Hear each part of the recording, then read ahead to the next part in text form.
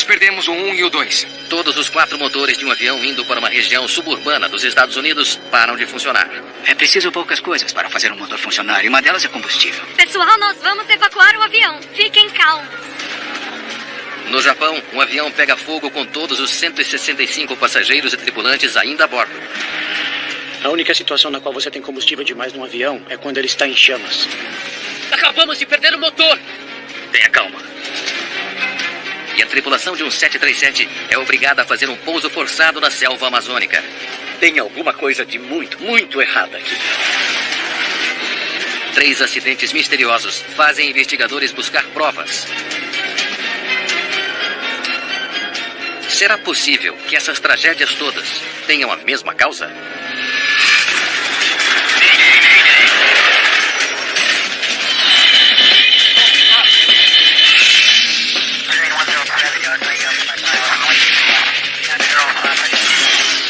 Especial de Mayday, desastres aéreos.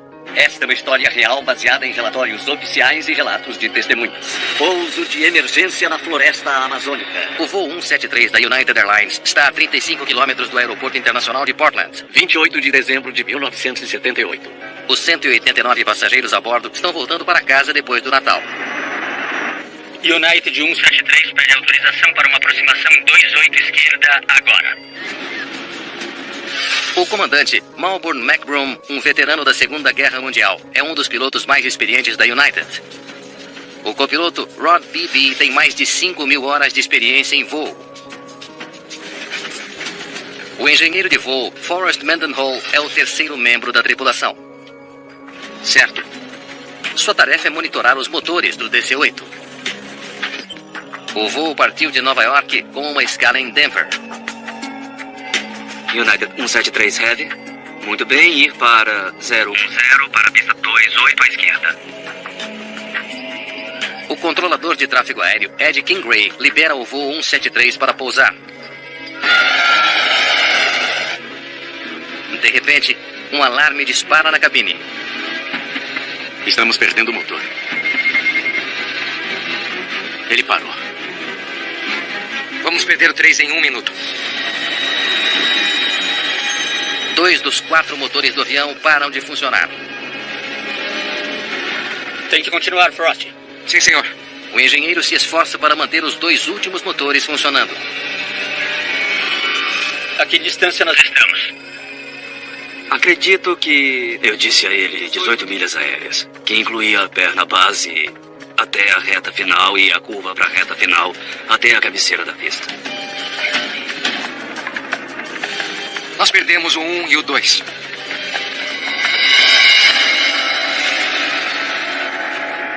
Agora o voo 173 perde todos os 4 motores.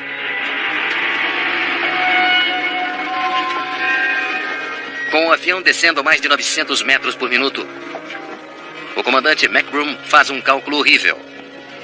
Não vamos conseguir. Com certeza não. Certo. Declare Mayday. Torre de Portland, United 173, Mayday. Os motores pararam. McBroom precisa encontrar um lugar seguro para descer com o avião e tentar salvar a vida de todos.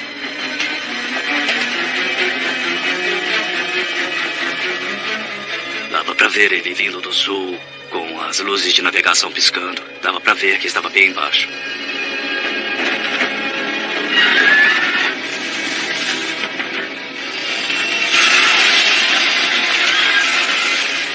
Eu vi um brilho forte lá fora. E eu sabia que ele tinha caído.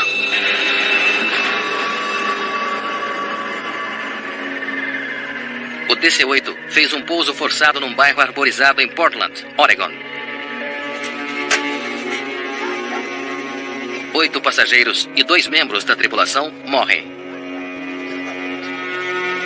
Incrivelmente, 179 pessoas sobrevivem. Um avião da United Airlines caiu 8 quilômetros a sudeste do aeroporto de Portland em uma área residencial. 2 casas foram atingidas, uma foi totalmente destruída.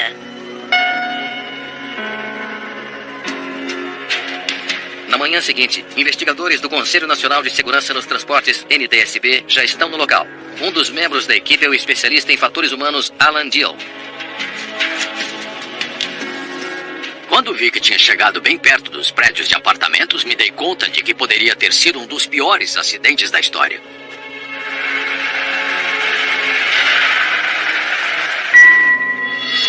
Os investigadores esperam que os sobreviventes possam fornecer informações sobre o que fez o avião cair. Quando você viu que tinha alguma coisa errada? Eles descobrem com os passageiros que 1 hora antes do acidente, o comandante fez um anúncio. Senhoras e senhores, este é o comandante falando.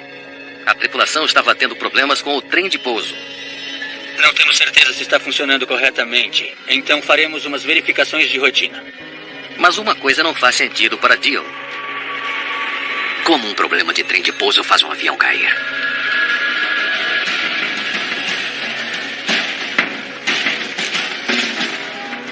No local do acidente, os gravadores de voo do avião são recuperados. Eles são enviados para análise para a sede do Conselho Nacional de Segurança nos Transportes em Washington.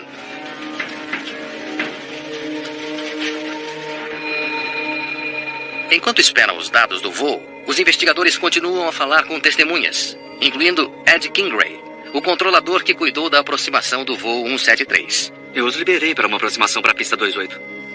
Eu estava para passá-lo para o controle da torre. Negativo, vamos ficar com você. Temos um problema com o trem de pouso, nós informaremos.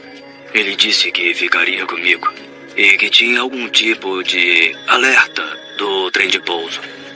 O comandante McBroom queria tempo para solucionar o problema do trem de pouso. Então Kingray liberou o voo 173 para voar em um circuito de espera ao sul do aeroporto, sobre a região suburbana de Portland. Um circuito de espera daria a ele uma faixa do espaço aéreo para ele fazer o que tinha que fazer. Mas o voo 173 circulou Portland por um tempo muito longo. Ficaram circulando por cerca de 1 hora. Então os pilotos fizeram uma chamada chocante para a torre de Portland. Eu me lembro de ouvir o comandante dizer à torre que estavam perdendo os motores. Não havia indicação para mim sobre a gravidade da situação. O que aconteceu durante aquela hora que fez um defeito no trem de pouso? Nós temos um problema com o trem de pouso. Nós informaremos. Virar uma falha catastrófica de motor. Os motores estão parando, nós vamos cair. Não conseguiremos chegar ao aeroporto. Eu fiquei muito curioso em saber como um comandante tão experiente podia voar por mais de 1 hora perto do aeroporto com tempo bom e não aterrissar o avião com segurança. Dennis Grossi, investigador do NTSB, se junta ao esforço para descobrir o que deu errado. Fui designado para ser o engenheiro de performance de aviões para esse acidente.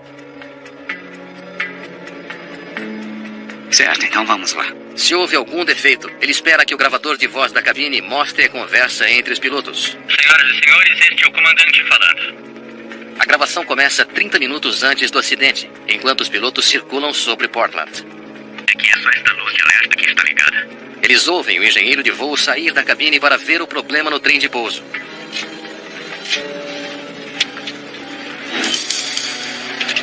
Quando o trem de pouso é abaixado, uma pequena haste sai na asa, fornecendo uma confirmação visual de que o trem foi acionado.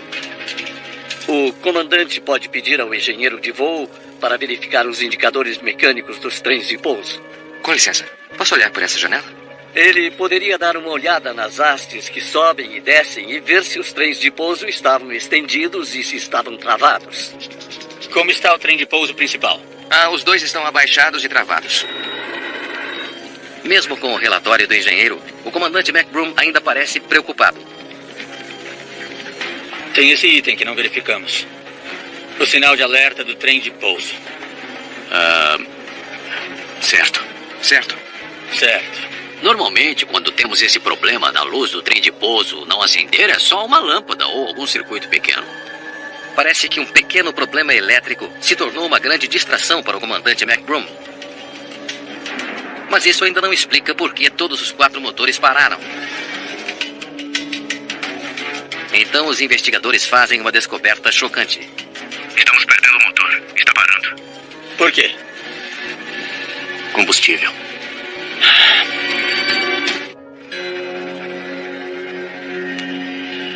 O gravador de voz da cabine do voo 173 da United revela que o comandante não sabia que seu avião estava ficando sem combustível. Ele perguntou o que tinha causado aquilo e teve uma resposta bem incisiva dizendo combustível. Como se dissesse, estamos tentando te falar isso o tempo todo. O número 2 parou. Vamos perder o número 3 em 1 minuto. A falta de combustível desliga todos os motores, deixando o DC-8 sem potência. Certo, declare Mayday. Como uma tripulação experiente poderia perder a noção de quanto combustível tinham e chegar a ficar sem combustível se estavam perto do aeroporto? O comandante McBroom pode ser o único capaz de fornecer respostas. Ele está no hospital, se recuperando dos ferimentos, mas bem o suficiente para falar com os investigadores. Eu me lembro de ver as luzes de aviso do número 1 e número 2, mas eu sabia que tínhamos combustível. Ele ainda estava convencido de que, de alguma forma, o combustível havia vazado dos tanques, ou que a queima que tinha sido alta demais, ou que os medidores estivessem errados. Os investigadores se perguntam se os medidores de combustível estavam com defeito e confundindo os pilotos. Para descobrir, os pesquisadores estudam a transcrição do gravador de voz da cabine, concentrando-se na conversa dos pilotos sobre os níveis de combustível. A tripulação falou sobre que quantidade de combustível tinham. Eles tinham 2.260 quilos. E é só pegar os dados e aplicar no fator tempo para descobrir quanto combustível ainda tinham. 2.260 quilos, é exatamente isso. A equipe descobre que não há nada de errado com os medidores. O sistema de combustível do voo 173 estava funcionando exatamente como deveria. Com a falha mecânica descartada, a equipe agora explora os fatores humanos, especificamente o comportamento do comandante McBroom. Quanto de combustível temos agora? 1.800. Os investigadores ouvem o gravador de voz da cabine para estudar o seu desempenho. Quanto de combustível temos agora? Eles descobrem uma coisa alarmante na conversa. Quanto de combustível temos agora? 1.800. 450 quilos em cada.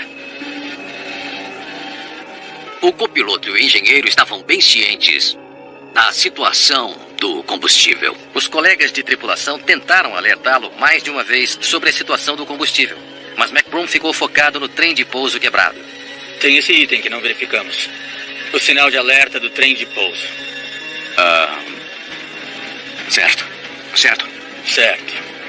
Então, o que faremos?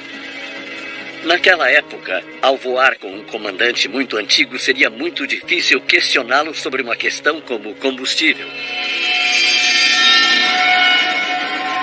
O comandante estava tão focado no problema do trem de pouso que perdeu a visão geral da situação. Eles não viram a emergência real, a falta de combustível. A fixação do comandante McBroom com o trem de pouso, junto com a falha de seus colegas por não o alertarem, fizeram com que o avião ficasse sem combustível e caísse na área suburbana de Portland. Depois desse acidente, a NTSB determinou que os membros da tripulação precisavam ser melhor treinados para se comunicarem quando tivessem problemas de segurança no voo. Em uma ação com um impacto permanente na segurança das companhias aéreas, a Administração Federal de Aviação adota um sistema de treinamento desenvolvido pela NASA, conhecido como Gerenciamento de Recursos de Tripulação, ou CRM. O CRM ensina os comandantes a ouvirem melhor e ensina os outros membros da cabine a serem respeitosamente assertivos. Se a tripulação do voo 173 tivesse recebido o treinamento de CRM, eles poderiam ter insistido para que o comandante McBroom aterrissasse imediatamente. Não é suficiente. 15 minutos vão nos deixar sem combustível. Certo. Em vez disso, eles esperavam que o comandante tomasse a decisão certa. Se não fosse por essa investigação, eu tenho certeza que o gerenciamento de recursos de tripulação não teria sido adotado. Talvez fosse no futuro, mas até que fosse adotado, muitas aeronaves teriam caído. Em 2007, uma explosão aterradora é um lembrete para os investigadores de que falhas catastróficas de combustível não acontecem apenas no ar. 20 de agosto de 2007. O voo 120 da China Airlines está na aproximação final para aterrissar em Okinawa, Japão. Senhoras e senhores, vamos começar nossa descida ao aeroporto Okinawa Naha. Por favor, cooperem com nossas comissárias enquanto fazem os preparativos para a aterrissagem. O comandante é Yu Chien-ko, de 47 anos. Qual o clima para a aproximação? O teto de nuvens é de 8.000 pés. Ventos a 8 nós.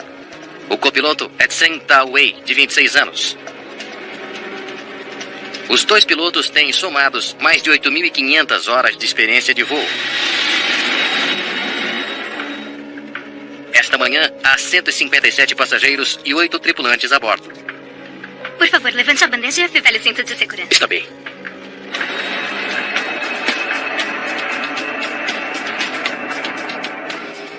Os pilotos reconfiguram o avião enquanto diminuem a velocidade e descem para aterrissar.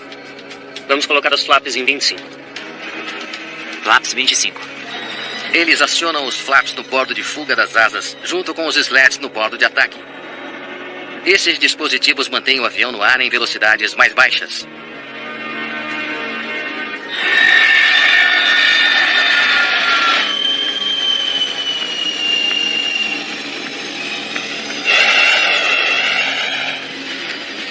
É um pouso perfeito. Flaps para cima. Agora os pilotos da China Airlines só precisam estacionar o avião. Acionadores de ignição. Acionadores de ignição desligados. Cintos de segurança. Cintos desligados.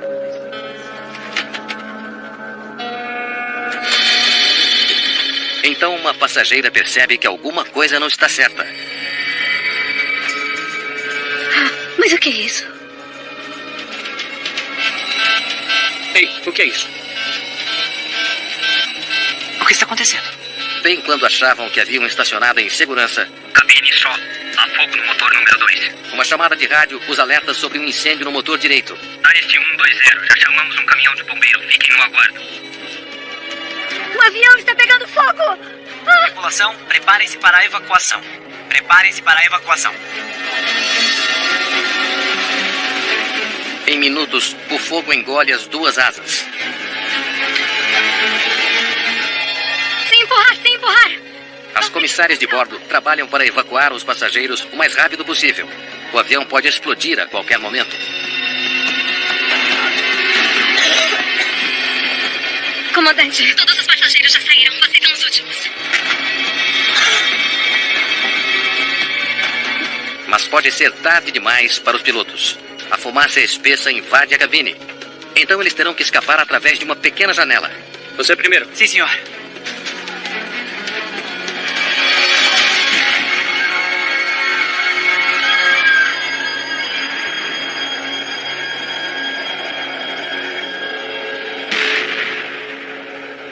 Incrivelmente, os dois pilotos conseguem sair bem a tempo. Todas as 165 pessoas a bordo escapam ilesas. Eu nunca havia ouvido falar de uma evacuação sequer na qual ninguém saísse ferida.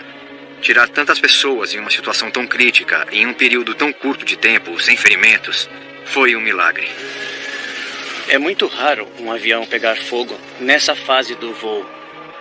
Então, isso despertou muito interesse. Uma equipe de investigadores internacionais de acidentes aéreos é imediatamente chamada. Eles precisam encontrar a causa antes que haja outra explosão fatal. Em todo o mundo, existem mais de 5.000 aviões Boeing 737 em serviço. Tem um 737 decolando e pousando a cada 3 ou 4 segundos pelo mundo. Sabendo que inúmeros passageiros poderiam estar em risco, os investigadores precisam descobrir rápido como um avião que aterrissou com segurança, de repente pegou fogo. Muito bem. Vamos ao trabalho. O desafio para o investigador é que a maioria das evidências é destruída pelo fogo. Enquanto os trabalhadores de recuperação coletam os destroços queimados, a equipe começa a entrevistar testemunhas oculares. O que você viu? Um funcionário que viu a explosão fornece um detalhe crítico. Um funcionário que estava na pista, no lado direito do avião, disse claramente que viu um líquido escorrendo pela borda da asa direita antes do fogo começar. Obrigado. Vazamento de fluido desta parte da asa do avião só pode ser uma coisa: combustível. O 737 comporta 16.617 litros de combustível. Grande parte fica em tanques localizados dentro das duas enormes asas do avião. Quando ficamos sabendo que estava vazando combustível, isso foi um verdadeiro avanço nas investigações. Sabemos que vazou combustível, mas de onde? Os investigadores examinam o que resta dos tanques de combustível do 737. Os tanques são feitos de uma liga de alumínio e nunca deveriam rachar ou vazar. Eles usam uma pequena câmera chamada poroscópio para ver dentro do tanque direito. E o que ela revela muda o curso de toda a investigação. Nossa, vocês viram isso? Ao examinar o tanque de combustível direito do avião da China Airlines, os investigadores encontraram um pino alojado na parede do tanque. De repente, claro como o dia, vimos que um pino tinha perfurado o tanque. O pino perfurou o tanque bem onde o funcionário viu o vazamento de combustível. É difícil descrever o quanto isso foi importante. Esse foi o centro da investigação. Mas de onde saiu o pino? Certo. Aqui está.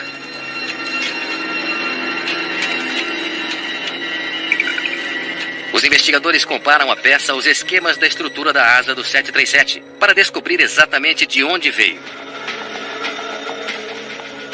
E logo tem a resposta. É do conjunto da trava. O conjunto da trava faz parte do mecanismo de slats no bordo de ataque da asa. Vamos colocar os flaps em 25. Flaps 25. Os pilotos estendem os flaps e os slats durante as decolagens e pousos. A trava é fixada no final de um trilho que desliza para frente e para trás. O dispositivo impede que os slats se movam muito para frente. Tínhamos a peça, sabíamos que ela tinha perfurado o tanque. Nosso próximo passo foi tentar descobrir como isso poderia acontecer. Ao comparar o conjunto da trava do avião com os esquemas da Boeing, a equipe descobre uma pista crucial. Decidimos contar cada peça e vimos que faltava uma arruela. Deveria haver uma arruela logo atrás da porca. Onde está?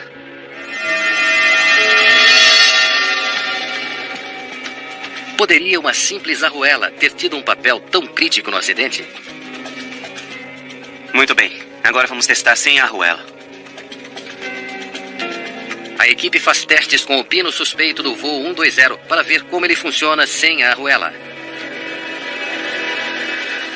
Eles fazem uma descoberta impressionante. A pequena arruela é a única coisa que impede a unidade de cair do conjunto. Sem a arruela, ele falha.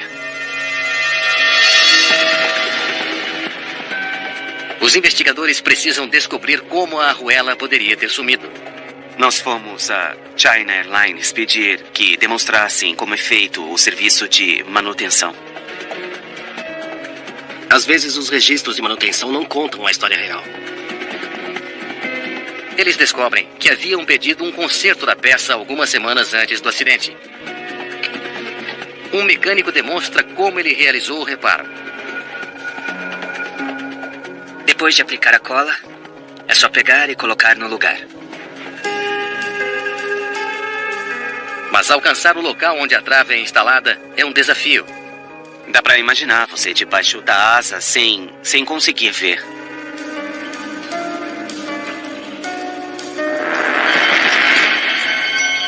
Desculpe, senhor, deixei cair. Tranquilo, é fácil de pegar. É uma demonstração reveladora. Não É fácil confirmar que, ao terminarem o serviço, fica tudo em ordem. Os investigadores acreditam que a arruela deve ter caído durante o serviço de manutenção em Taiwan.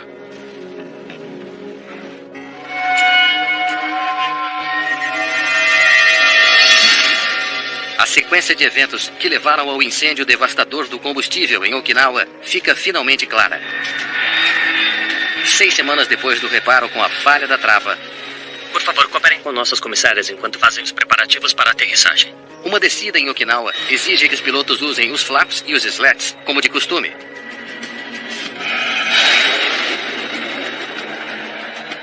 Dentro de um dos conjuntos de trilhos na asa direita, o pino, sem a arruela, não está firme como deveria. E o toque do avião no solo faz com que o pino saia do lugar. Flaps para cima. A tripulação desavisada logo recolhe os flaps e slats. O potente sistema hidráulico do avião empurra o trilho dos slats de volta ao lugar. Mas agora o pino da trava está no caminho. O trilho o empurra para trás, perfurando o tanque de combustível da asa direita, causando o vazamento de milhares de litros de combustível. Verificação da pós-aterrissagem. Quando os pilotos estacionam e desligam os motores, o combustível começa a pingar diretamente no cano de escape quente. E ele se incendeia ao contato.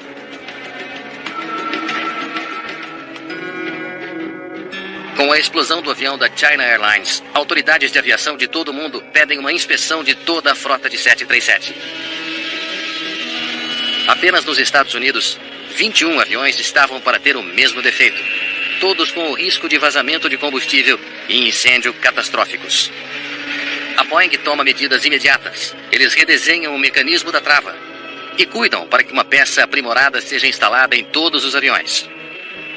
Na aviação atual, a falha de qualquer componente especial no que diz respeito a um sistema de combustível é um evento raro.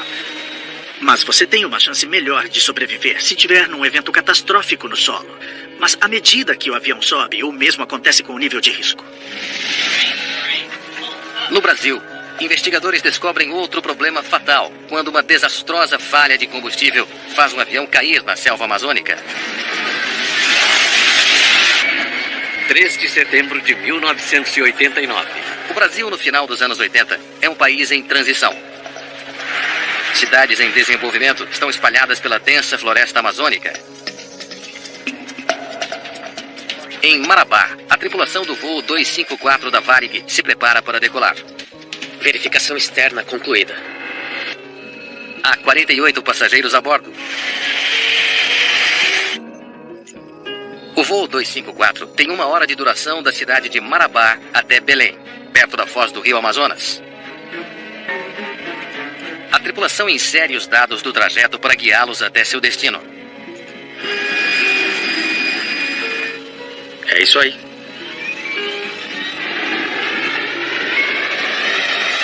O comandante César Garcês está pilotando o avião nesta noite, enquanto o copiloto Nilson Zilli monitora os instrumentos. V1. Girar.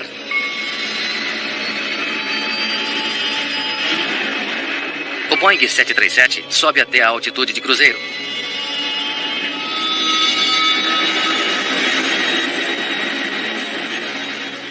Depois de 23 minutos, o computador de voo avisa ao comandante que eles estão chegando perto de Belém. Já estamos chegando.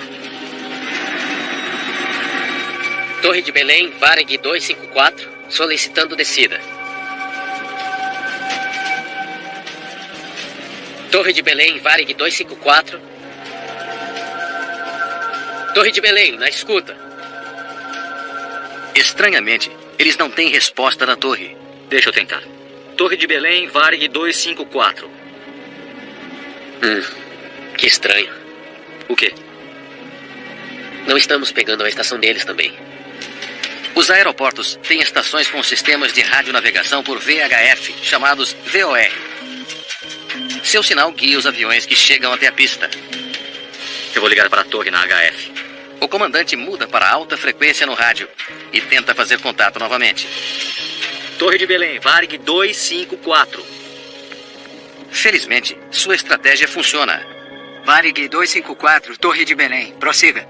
Belém, estamos na aproximação, mas não vemos o VOR. A estação está desligada?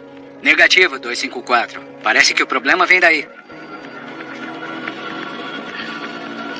Entendido. A tripulação terá que se aproximar de Belém sem a ajuda do sinal do VOR. O comandante verifica seu sistema e calcula quando chegarão. Belém, estamos a 25 minutos, solicitando descida para a aproximação final. Entendido. Varig 254, liberado para o nível de voo 200. Conforme o avião desce abaixo das nuvens, o comandante procura as luzes de Belém. Onde estão as luzes? Onde está o aeroporto? Mas há apenas escuridão. Nenhuma luz visível, comandante. Em Belém, o controlador fica preocupado. O voo 254 já deveria ter aterrissado. Mas a torre não tem radar, então ele não tem como rastrear o avião. Precisamos pousar logo, senão ficaremos sem combustível. Acho que estamos perto. O comandante procura um sinal de rádio local, esperando que ele os guie para a cidade. Agora podemos seguir o sinal em direção a Belém. Virando à direita, direção 165.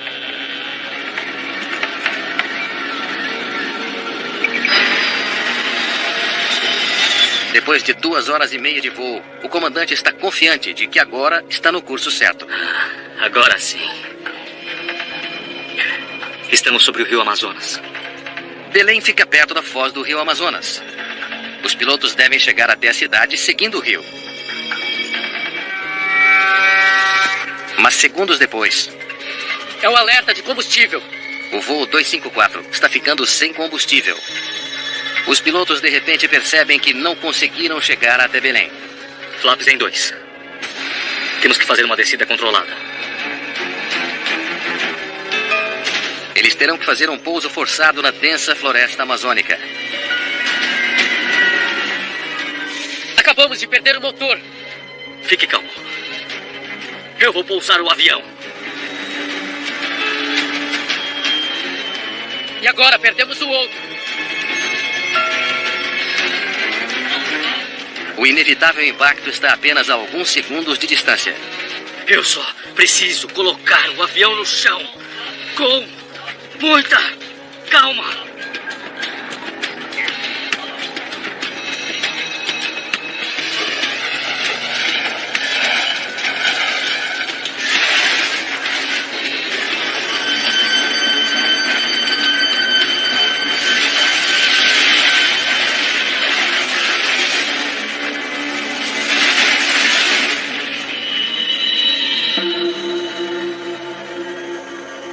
Dos 54 passageiros e tripulantes, 6 morrem no impacto.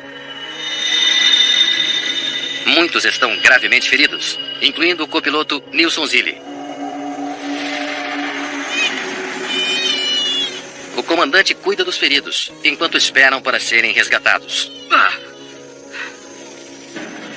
Mas ninguém lá fora sabe onde o avião caiu. Os investigadores realizam uma busca atrás do voo 254 da Varig na área perto de Belém. Mas não há sinal do avião desaparecido. É um pouco ansioso, porque você quer encontrar o avião logo. Você sabe que uma pessoa, nas primeiras 48 horas, pode ficar viva, depois pode acabar morrendo.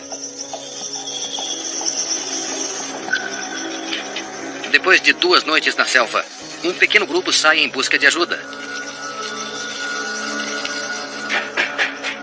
Horas depois, encontram uma casa numa fazenda.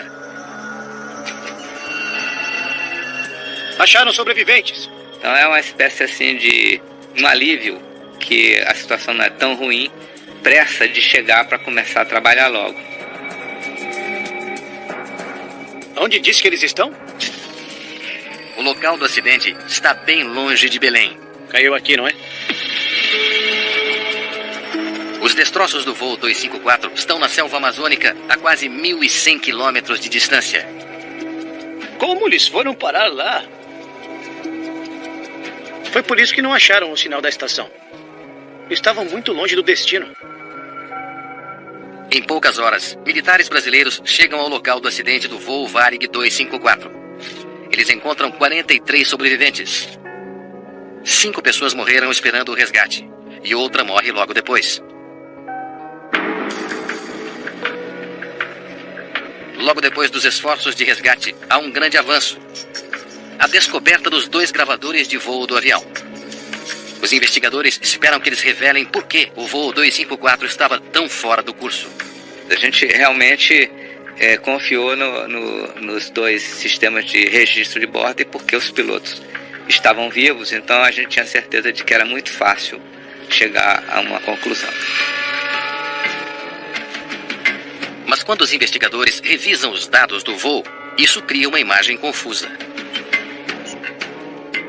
Em vez de voar para o norte, para Belém, o avião decolou para o oeste e voou na direção errada durante todo o tempo. Isso norteou também boa parte da investigação de saber por que a aeronave se desviou tanto da rota dela. Os investigadores se perguntam se a tripulação recebeu dados errados de navegação. Felizmente, o plano de voo do voo 254 da companhia aérea está entre os documentos recuperados da cabine. Não, obrigado. Vamos ver o que isso vai dizer. Eu acho que sei o que fizeram de errado. O sistema de plano de voo deles tem 4 dígitos.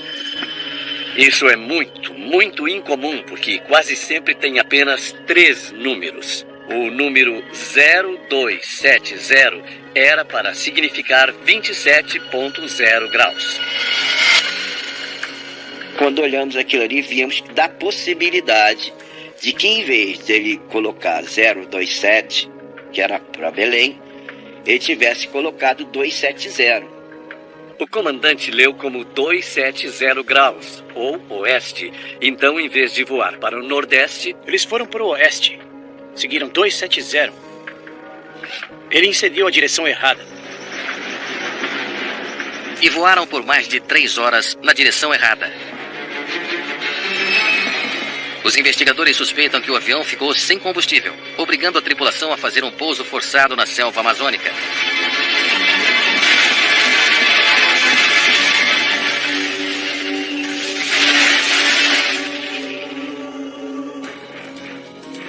Para confirmar suas suspeitas, eles chamam o comandante Garcês para contar seu lado da história. Vou tentar ajudar. Sob intenso questionamento, ele admite ter lido errado o plano de voo, fazendo com que o avião voasse a centenas de quilômetros fora do curso. Olha, infelizmente eu acabei errando. Mas registros mostram que a companhia aérea começou a imprimir seus planos de voo de um jeito novo, enquanto o comandante estava de férias. É fácil ver o motivo dessa confusão.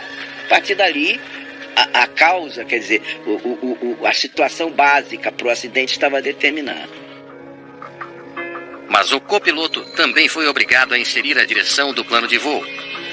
Por que ele não viu o erro do comandante? A psicóloga da aviação, Cathy Mosier, explica o motivo. O copiloto, provavelmente depois de muitas experiências com comandantes que sempre fizeram o que era certo e que nunca tiveram dúvidas, acabou colocando o que o comandante havia determinado e achou que estava certo. Então, nesse caso, o auxílio sumiu, porque o copiloto não fez a verificação cruzada. O erro original de navegação foi do comandante, mas o lamentável neste caso é que os 2 pilotos concordaram com isso. O voo 254 estava voando na direção errada desde o momento em que decolou. Em vez de pedir ajuda, o comandante tentou voltar ao curso usando um sinal de rádio local.